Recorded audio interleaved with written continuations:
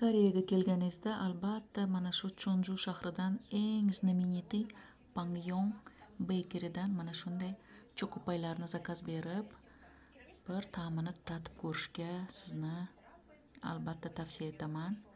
Chunki bu bakery 1969-yil chiqarilgan, qurilgan va mana shu bakeryda faqat qo'l mehnatiga asoslangan mana bunday chokopaylar chiqadi. Chokopaylar judayam turli-tuman.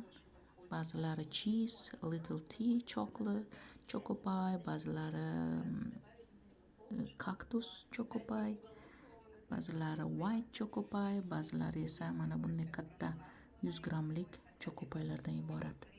Bu chokopaylarni albatta tatib ko'rishingiz kerak. Janubiy koreyaliklar albatta mana shuni har doim bayramlarda yoki boshqa bir nima deydi, знаменательный datalarda bir-birlariga sovg'a qilishadi. Bu ham judayam lazzatli hisoblanadi va shu bilan birgalikda qimmatbaho pодарок ham hisoblanadi.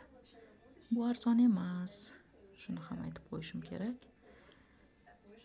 Va mana shu Chonju shahridan Pangyong chokopaylarni sizga taklif etaman.